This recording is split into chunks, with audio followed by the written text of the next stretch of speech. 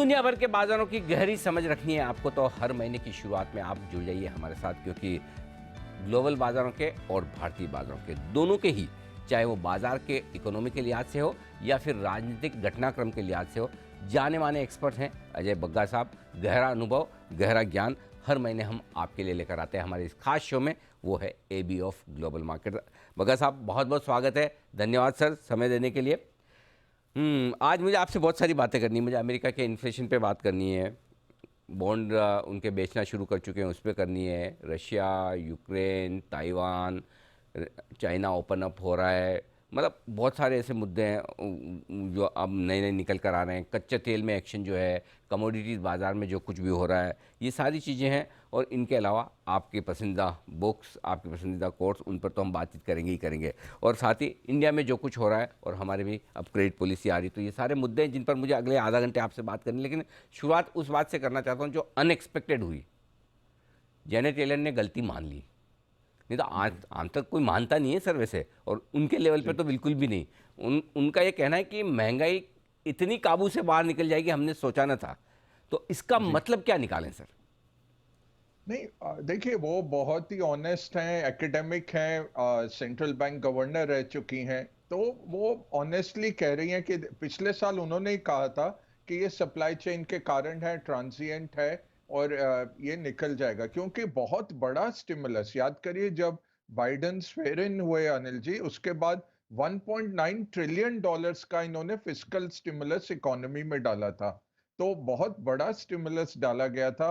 उस टाइम पे Lawrence summers जो पुराने इकोनॉमिस्ट थे, उन्होंने कहा था अगले साल इसके आपको बहुत बड़ी कीमत चुकानी पड़ेगी, इन्फ्लेशन काबू से बाहर हो जाएगी। और जैनेट येलेन और जिम पॉवेल जो अभी चेयरपर्सन है फेड के, दोनों ने कहा कि ये ट्रांजिएंट है। और सितंबर तक आते आते बोले लग रहा है और ज्यादा है, और नवंबर तक कहा ये तो काफी परसिस्टेंट दिख रही है। तो जेनेट येलेन ने इस बात को स्वीकारा कि पिछले साल उनका जो असेसमेंट था गलत था। उसमें अब यूक्रेन कोई नहीं देख सकता था। हम्म। यूक्रेन के कारण भी कीमतें बहुत बढ़ी हैं। राइट। दूसरा, ये जो चाइनीज कोविड आया, लॉकडाउन, वो कोई नहीं देख सकता था। बट आपको इकोनॉमिस्ट बन के यही सोचना है कि क्या घटनाक्रम हो सकता है जिससे ये बेकाबू हो जाए। वहां आई थिंक गणित खराब हो गया अनिल जी। तो एक्सेप्ट किया कि कैलकुलेशन, शायद वही वाली बात है, रशिया यूक्रेन को नहीं सोचा था, वो सोचा होता तो अनुमान सही निकलता था। अब दूसरी बात जो सर, कल देर रात मीटिंग हुई राष्ट्रपति जो बाइडेन की और जेरेमी पावेल फेड चेयरमैन की। इस मीटिंग से क्या समझें? चिंता की बात है कि अचानक से मीटिंग कर रहे हैं दोनों दिग्गज, महंगाई इतनी बड़ी चिंता हो गई, या फिर ये अच्छी बात है बाजार के लिए कि चलो अब हाईएस्ट लेवल पर एक्शन की तैयारी है? बाजार के लिए कैसे समझना है? नहीं, और बाजार यही देख रहे हैं। जब ट्रम्प थे, वो रोज ट्विटर पे पावेल को बहुत भर्त्सनित करते थे, बहुत उनको क्रिटिसाइज करते थे ओपनली कि मैं इसको निकाल दूंगा, इनको समझ नहीं है, रेट काटने चाहिए, इस तरह की चीजें वो करते जाते थे। और यहाँ तक कि जब 66th बर्थडे था जिस दिन पावेल का, उस दिन ट्रम्प के साथ उनको न्योता था, निमंत्रण था। चाहे ट्रम्प ने उसको बर्थडे हैप्पी बर्थडे नहीं बोला। और उस मीटिंग में किताबें लिखी गई अनिल जी कि वो जिम पॉवेल जो तब उनके वित्त मंत्री थे, मंचिन को, उन्होंने जाके बोला ये मैं प्रेस रिलीज करने वाला हूँ, ये डिस्कशन नहीं है, आपको बता रहा हूँ और तुम ट्रम्प को ये बता देना। तो वो खाने के बाद उनको बर्थडे कोई विश नहीं किया गया। और उसके बाद उन्होंने बोला कि हम ऑब्जेक्टिव रहेंगे, डेटा ड्रिवन रहेंगे, इंडिपेंडेंट रहेंगे। अब बाइडेन के साथ उल्टा है। बाइडेन क्या कर रहे हैं, थोड़ा पॉलिटिकल माइलेज ले रहे हैं, क्योंकि बेकाबू हो गई इन्फ्लेशन। अमेरिका की मिड टर्म पोल्स हैं नवंबर में, जहां डेमोक्रेट्स लगता है कि हार जाएंगे। जो उनके बेटिंग मार्केट्स हैं प्रिडिक्टर करके, वहां पे 87% प्रोबेबिलिटी है कि हाउस जो उनका लोकसभा है, हाउस ऑफ रिप्रेजेंटेटिव्स भी हार जाएंगे डेमोक्रेट्स। और 77% प्रोबेबिलिटी है सेनेट में भी उनका बहुमत नहीं रहेगा। अभी 50-50 हैं दोनों। 100 लोगों के सेनेट जो कह सकते हैं उनकी राज्यसभा है। और क्योंकि वाइस प्रेसिडेंट का एक मत रहता है, तो उनकी एक स्लेंडर मेजोरिटी है। वो भी ये जो बेटिंग मार्केट्स हैं वो कह रहे हैं कि डेमोक्रेट्स हारने वाले हैं। तो इस संदर्भ में बाइडेन ने एक वॉल स्ट्रीट जर्नल में भी एक ओपिनियन पीस लिखा था कल, जिसमें उन्होंने कहा कि इन्फ्लेशन बहुत बढ़ गई है। अब ये पल्ला झाड़ रहे हैं, वो कह रहे हैं कि फेड की रिस्पॉन्सिबिलिटी है इन्फ्लेशन, और हम कह रहे हैं फेड बिल्कुल इंडिपेंडेंट है, इनको काम करने के लिए स्पेस देनी चाहिए। तो बेसिकली वो यही अब करेंगे कि पिछले साल जो फेड ने स्टिमुलस किया, जो ये क्यूई करते रहे, ये गलत था, इनको पहले चौंक जाना चाहिए था, और पॉलिटिकली तो हम ज्यादा कुछ नहीं कर सकते। और वो सही बात भी है, प्रेसिडेंट ना तो वो तेल नया ला सकते हैं, ना वो नया सप्लाई चेन बना सकते हैं। उन्होंने अपने स्ट्रैटेजिक रिजर्व से तेल जरूर छोड़ा, बट अगर मैं उनकी जगह होता, मैं वेनेजुएला से करार कर लेता। अनिल जी, आज के दिन में वेनेजुएला के पास सऊदी से कई गुना ज्यादा तेल के रिजर्व्स हैं। आपका शेवरॉन उधर बैठा जी। हुआ है, क्योंकि आपने वेनेजुएला पे सैंक्शंस लगाए, वो तेल नहीं उत्पादन कर पा रहे इतना। सबसे अच्छी बात रहती विश्व के लिए अगर वेनेजुएला को आप प्रोत्साहन देते और वहां पे तेल उत्पादन करते। तो ये आप कह रहे हैं कि अगर आप जेरोमी पावेल साहब की जगह होते तो ऐसा करते? बाइडन बाइडन बाइडेन, पावल तो ओह! कुछ नहीं कर सकते, ये तो ओहो! सर थोड़ी प्रेसिडेंट की है। कैलकुलेशन गड़बड़ हो गई यहाँ पे। मुझे लगा अगर आप हाँ। पावेल साहब की जगह होते और ऐसा करते तो मैं बोलता मैं भी बाइडेन साहब की जगह होता तो ऐसा करवा देता है। ज़रूर आपको, लेकिन आप पहले ही बाइडेन साहब की जगह ले रहे तो फिर मेरे पास, मैं खाली शुभकामनाएँ दे सकता हूँ। लेकिन एक चीज़ पक्का है सर, थैंक यू। मुझे तो भरोसा है, अगर आप उस कुर्सी पे बैठे तो काम तो लाजवाब करेंगे, इसमें कोई डाउट नहीं है। उनसे तो बेहतर करेंगे।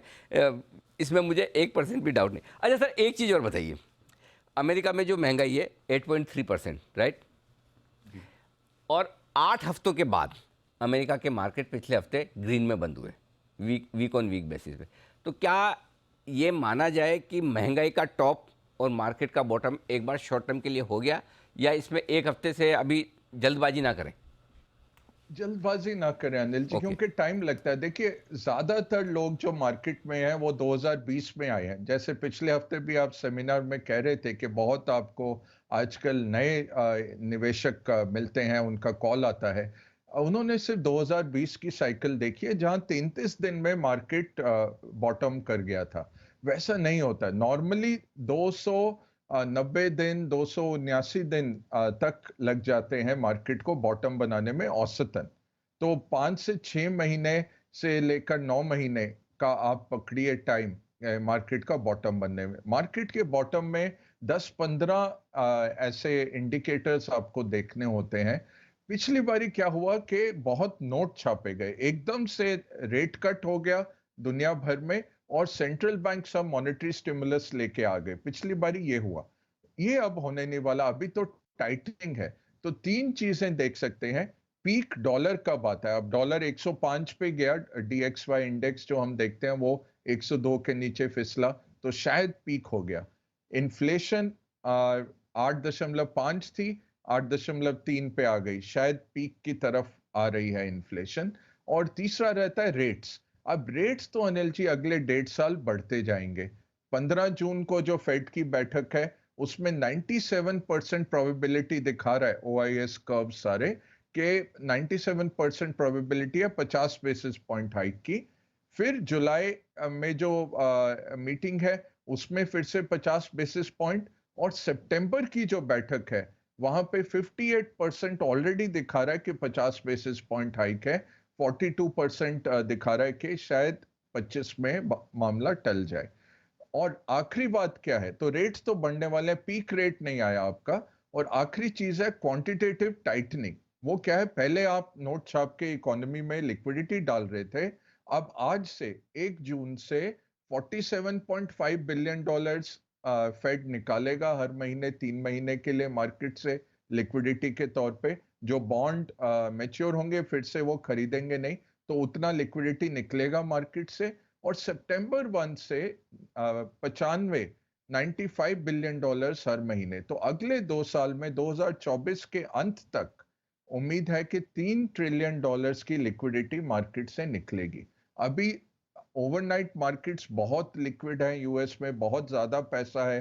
तो ये स्टार्ट अभी हो रहा है बहुत छोटे लेवल पे। ओके। ये टाइम लगेगा टाइटनिंग आने में, हम्म। बट क्यूटी आ रहा है। ऐसे फिर मार्केट बॉटम इतनी जल्दी नहीं नहीं बनता तो अनिल सर, जी। इसमें एक चीज़ बताइए, चलिए मान लिया मार्केट बॉटम नहीं बना, कोई बात नहीं। और ये फेड की बॉन्ड बिक्री भी आज से चालू हो गई, तो थोड़ी थोड़ी लिक्विडिटी निकलेगी। लेकिन इन्फ्लेशन का टॉप हो गया कि वो भी नहीं हुआ? क्योंकि तेल जिस तरह से बढ़ा है, हम्म। अभी ये जो $10 तेल बढ़ा है, आज फिर थोड़ा नीचे गिरा है। हम्म। बट अगर रशिया को आप निकाल देते हैं दुनिया के तेल के बाजार से, 10% से 11% दुनिया का तेल उत्पादन आप निकाल रहे हैं बाहर, वो कोई और तो उसका उत्पादन करने नहीं वाला। तो अगर तेल की कीमतें बढ़ती रहीं तो आपका इन्फ्लेशन पीक नहीं है। थोड़ा सा लग रहा है इंडिकेटर 8.5 से 8.3 जो आया, और जो फेड देखता है उसमें काट के फूड और फ्यूल को निकाल के, वो तो और भी अच्छा उसका नंबर आया था, 0.5 से 0.3 हो गया था महीने दर महीने। तो लग रहा है कि पीक की तरफ है। बट जब तक ये इंटरेस्ट रेट्स का परसेप्शन एटलीस्ट ठीक ना हो जाए, और लग रहा है कि इस साल 7% पे इन्फ्लेशन रहेगी अमेरिका में, तो वो टाइम होगा अनिल जी। और दूसरी बात है कि क्या स्लो हम्म। डाउन होगी इकोनॉमी। हम्म। 1/3 प्रोबेबिलिटी है कि अगले साल हम्म। अमेरिका रिसेशन में आ सकता है। हाँ। और वो मार्केट क्या है, मार्केट 7-8 महीने पहले पीक कर जाता है रिसेशन से। तो वो हमें देखना पड़ेगा। तो ये क्योंकि यूएस मार्केट स्पेशली नैस्डैक जो है बेयर मार्केट में गया, उसमें बड़ी तेज रैलीज आती हैं बेयर मार्केट में ही। अभी मैं कहूंगा बॉटम के लिए आप रुक जाइए। भारत, पहले भी मैं कह चुका हूं, भारत डिफरेंट ट्रेजेक्टरी पे है। हम बुल मार्केट पे हैं, लॉन्ग टर्म बुल मार्केट में है। उसमें एक करेक्शन जरूर आई, बट इस बारी इस करेक्शन, जो पिछली 20 करेक्शन हुई है, उसमें से 16 बारी ये होता था कि हम अंडर परफॉर्म करते थे अमेरिकन मार्केट को। 14 बारी होता था बाकी इमर्जिंग मार्केट्स को हम अंडर परफॉर्म किए हैं। इस बारी जो डिफरेंस है कि हमने आउट परफॉर्म किया है अमेरिकन मार्केट को भी और इमर्जिंग मार्केट्स को भी, क्योंकि भारत की इकोनॉमी तेजी से ग्रो करने की हमें वहां पे विजिबिलिटी है। रेट्स जरूर हमारे बढ़ाए जाएंगे, लिक्विडिटी निकलेगी, हम्म। सो उससे मल्टीपल्स कॉन्ट्रैक्ट होंगे, हम्म। बट हमारी अर्निंग्स ग्रोथ है अनिल जी। परफेक्ट। तो ये आपके लिए पूरा का पूरा इन्फ्लेशन पर आउटलुक। अब आइए सर, थोड़ा अमेरिका से पड़ोस में आ जाते हैं इधर। नहीं, पड़ोस में चाइना की तरफ जाना, लेकिन उससे पहले रशिया यूक्रेन चलते हैं सर। अब जी इसका सर क्लाइमेक्स, दी एंड, कब, कैसे, कुछ तो स्क्रिप्ट लिखिए आप। जी, वही अनिल जी, परेशान है हम भी। कभी सोचा नहीं था। आप याद करिए जनवरी फरवरी की हमारी सारी बातचीत, तो लग रहा था। और देखिए, हम ही नहीं, वो मार्क मिले जो हैं उधर, यूएस के कमांडर इन चीफ, उन्होंने एक सीक्रेट अपडेट दिया था सेनेट और कांग्रेस को। उन्होंने कहा था 3 दिन में यूक्रेन खत्म हो जाएगा, 72 आवर्स लगेंगे रशिया को ओवररन करने में। यहां तो देखिए क्या हालत उन्होंने रशिया की कर दी है। तो तीन बड़ी हाँ, चीजें हैं, नौकरी पे क्या है हो वो सकता है। वो नौकरी पे है कि गई उनकी नौकरी? नहीं नहीं, वो है। क्योंकि अच्छा, सब चलो। सीआईए वाले, सब सब सबका गलत हो गया अनिल जी। क्या है भगवान कि सबका भला करे सर। जी जब जी देश जी। पे बुरा वक्त आता है ना, और जब पैट्रियोटिज्म आता है लोगों को, अब देखिए यूरोप वाले भी क्या कह रहे हैं कि हाँ। यूक्रेन के जो आदमी लड़ रहे हैं वो यूरोप के लिए लड़ रहे हैं, वो डेमोक्रेसी के लिए लड़ रहे हैं। अगर रशिया ने यूक्रेन को ले लिया, नेक्स्ट वो पोलैंड पे दावा कर देगा, वो एस्टोनिया लिथुआनिया में आ जाएगा। तो यूक्रेन को बचाना बहुत जरूरी है। ये पुतिन का मिसकैलकुलेशन हो गया। उसको लगा कि यूरोप सारा बहुत ही वेलफेयरिज्म करके बहुत ठंडे लोग हैं, आपस में लड़ते रहेंगे, कड़ी निंदा करते रहेंगे, कुछ नहीं करेंगे। जैसे जर्मनी ने 500 हेलमेट भेज दिए थे, तो उसको लगा इस तरह की चीजें ही होंगी। और ओवर द इयर्स पुतिन इन सबको, वेस्टर्न पॉलिटिशियंस को कल्टीवेट करते रहे हैं, तो उनका काफी डीप इंसाइट था, वो गलत हो गया। तो अब कहते हैं US, United states of America के साथ एक यूनाइटेड स्टेट्स ऑफ यूरोप खड़ा हो गया है, 27 देशों का। और इतना डिफरेंस हो गया उधर, कोई बुरा नहीं मान रहा कि लाखों यूक्रेनी रेफ्यूजीज आ रहे हैं। वो कह रहे हैं तुम्हारे सारे आदमी तो वहां लड़ाई कर रहे हैं, और यंग औरतें भी लड़ाई में जूझे हैं, तुम हमारे लिए लड़ाई कर रहे हो, इसलिए तुम्हारे जितने बच्चे हैं, जितनी महिलाएं हैं, जितने बड़े बूढ़े हैं, हम उनका परवरिश करेंगे। ये जज्बा आ गया पूरे यूरोप में। दूसरी बात क्या है, ये जो स्वीडन और फिनलैंड 70 साल से न्यूट्रल बैठे थे अनिल जी, वो कहते थे हम नेटो में नहीं आएंगे, दोनों की तरफ हम इक्वी डिस्टेंट हैं, तटस्थ बैठे हैं हम। उन्होंने कहा हम नेटो की मेंबरशिप लेंगे, ये बहुत बड़ी हार है पुतिन की। तीसरा, इकोनॉमी देखिए, अगर वो कैपिटल कंट्रोल्स लगा के बैठे हैं। जब क्रीमिया हुआ था, $200 बिलियन रशियन इकोनॉमी से निकल गए थे, तो काफी उलट-पुलट हो गया है। अभी क्योंकि कंट्रोल्स हैं और उनकी जो सेंट्रल बैंक है, एलेना करके सेंट्रल बैंक गवर्नर हैं, वो वन ऑफ द बेस्ट हैं। उन्होंने पहले दिन ही 20% इंटरेस्ट रेट कर दिया। जैसे रूबल बढ़ा, इस तरह की पॉलिसीज लेके आई। आज के दिन में रूबल 140 से 60 रूबल प्रति डॉलर हो गया। 3 बारी रेट कट करके वो 20 से 11 ले आई है। बट इन्फ्लेशन कम हुआ है। कितना इन्फ्लेशन? 17%। रशिया को आज के दिन में स्पेयर पार्ट्स नहीं है जहाज चलाने के लिए। उनके पास स्पेयर पार्ट्स नहीं है, उनके पास कंजम्पशन गुड्स नहीं है। तो तेल की इकोनॉमी तो चल रही है, बट आवाम के लिए बहुत दिक्कतें हैं। तो हम्म। इसमें अब 3 ऑप्शंस हैं। जी। एक है कि रशिया जीत जाए, हम्म। ईस्टर्न यूक्रेन और तकसीम हो जाए देश, जो मैं कहता रहा हूं यही एक निष्कर्ष निकलेगा। But okay. अब लग रहा है कि अमेरिका वो नहीं चाहता। ओके। अमेरिका चाहता है ये चलता रहे और रशिया को ऐसा आघात हो कि हम्म। फिर से कभी वो इस तरह का मिस एडवेंचर ना करे। हम्म। दूसरा है यूक्रेन जीत जाए, हम्म। यूक्रेन अपना जी। पूरा बाउंड्री ले ले। उसमें क्या है, पुतिन ने न्यूक्लियर का एक थ्रेट डाला हुआ है। तीसरा जो चल रहा है, ये ग्राइंडिंग वॉर। अनिल जी, जो आपने, मुझे याद है मार्च में आपने कहा था ये ग्राइंडिंग वॉर लग रही है। अब ये ग्राइंडिंग वॉर हो गई है, तो ये 2023 के बीच तक भी चल सकती है, 1 साल और भी जा सकती है। क्योंकि इस तरफ से भी लोग बहुत एंट्रेंच हो गए, वहां तो ऑटोक्रेसी है। अब डेमोक्रेसीज इम्पेशेंट होती हैं, ऑटोक्रेसी बहुत पेशेंट होती है, क्योंकि कोई कुछ बोल ही नहीं सकता। तो पुतिन का यही है कि एक तरफ जर्मनी, इटली, फ्रांस चाहते हैं कि युद्ध विराम हो जाए। पोलैंड यूक्रेन के साथ खड़ा है और छोटे देश कह रहे हैं कि ये तो हमें अटैक कर देगा अगर ये गेट अवे कर जाएगा। अमेरिका चाहता है ये युद्ध चलता रहे, क्योंकि रशिया बिल्कुल हैमरेज हो रहा है इससे। तो लगता नहीं कोई जल्दी इसका हल निकलेगा, और लगता है कि ये ग्राइंडिंग वॉर ही चलेगी। ओके। ये तो लंबा चलने वाला मामला है, तो ठीक है सर, हमने तो हेडलाइन बनाना छोड़ दिया है, अपडेट लेना भी छोड़ दिया। आज भी छोटी मोटी खबरें इधर उधर चल रही थी, कहीं रशिया टीवी पर, कहीं ब्लूमबर्ग रॉयटर्स पे, कि ये एक ड्रिल हो रही है, वो ड्रिल हम दिखाते ही नहीं, जाने दो। जब जब कुछ अब बिल्कुल। हाँ, मतलब क्लाइमैक्स जैसा कुछ दिखेगा तो दिखाने की या बताने की ज़रूरत है। बाकी छोटी मोटी अब चलती रहेगी लाइफ लॉन्ग इनकी। अच्छा सर, एक चीज़ और बताइए, ये चाइना को लेकर है, अब थोड़ा और नज़दीक। जी। पहला तो ये ओपन अप हो रहा है, उससे क्या कुछ फ़र्क पड़ेगा मार्केट्स पे? और दूसरा, ये नेगेटिव साइड पे वो ताइवान की तरफ कल भी वो हम देख रहे थे, कहीं प्लेन उड़ा रहे हैं, कुछ कर रहे हैं, तो ये क्या, ये बड़ी रिस्क है मार्केट के लिए?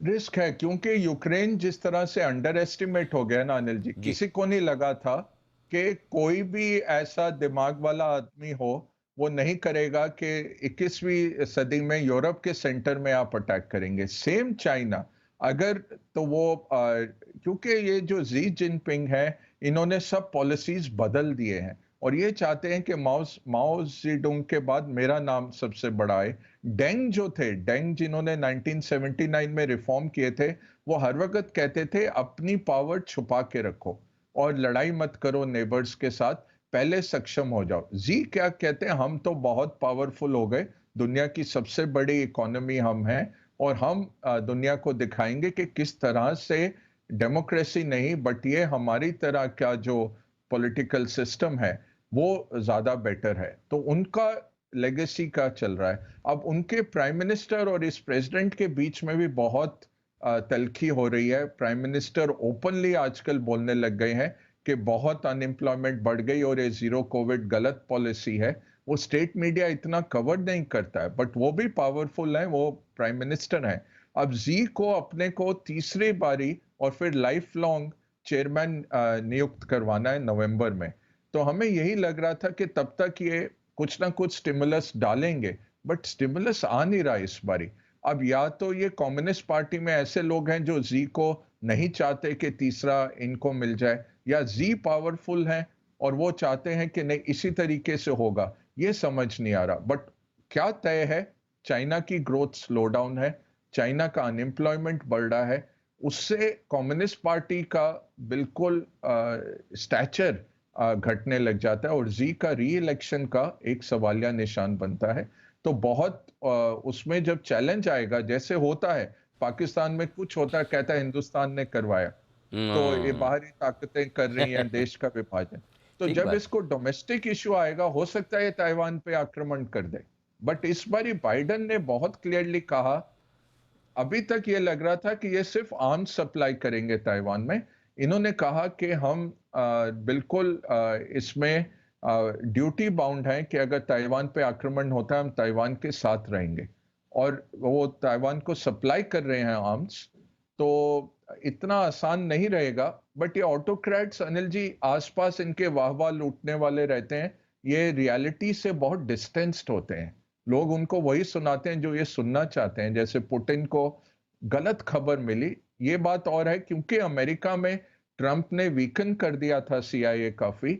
अमेरिका का भी टोटली रॉन्ग असेसमेंट रहा, बट पुतिन का उससे भी बड़ा। तो ये ताइवान पे अगर छेड़ेंगे तो चाइना बहुत साल पीछे हो जाएगा उसका इकोनॉमी, और वर्ल्ड वॉर 3 का डेंजर बहुत बढ़ जाता है। तो ये हमें रखना तो पड़ेगा रिस्क दिमाग में, क्योंकि यूक्रेन के बाद ये जी, सब चीजें बदल गई हैं। बिल्कुल ठीक बात है सर। तो ये सारी रिस्क अभी भी है और ये खबरें आती कम नहीं हो रही। अब सर इस महीने का होमवर्क दीजिए, कौन सी पुस्तक पढ़नी है? ये बड़ी अच्छी एक किताब है अनिल जी। जी। देखिए, दुनिया के सबसे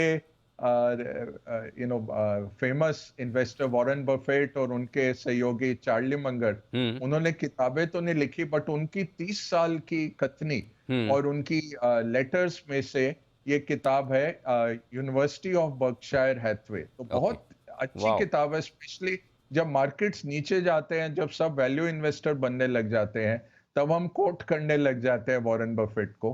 तो अच्छा टाइम है ये पढ़ने का, क्योंकि आपको लॉन्ग टर्म इन्वेस्टमेंट, किस तरह से कंपनीज को देखें, ये बहुत है इसमें।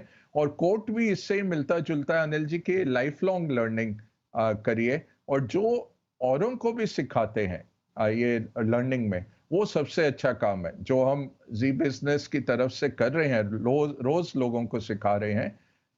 जो सीखते रहते हैं वो जीवन में आगे बढ़ेंगे ही, वो तो बढ़ते रहेंगे। लाइफ लॉन्ग लर्निंग करिए, और जो लोगों को सिखाते हैं उनके लिए भी बहुत पुण्य का काम है। ज़िंदगी में सीखते रहेंगे, आगे बढ़ते रहेंगे और जो दूसरों को सिखाने में मदद करते हैं, उनके लिए भी बहुत ही अच्छी बात इस किताब में लिखी है। सर बहुत-बहुत धन्यवाद। पूरा महीने भर का ग्लोबल मार्केट्स का आउटलुक बताने के लिए, पूरी नॉलेज, पूरा ज्ञान हमारे दर्शकों के साथ शेयर करने के लिए और एक अच्छी पुस्तक रिकमेंड करने के लिए भी आपका बहुत-बहुत शुक्रिया। जल्द आपसे मुलाकात होगी। इस शो में इतना ही। मुझे और बग्गा साहब को दीजिए इजाज़त। नमस्कार।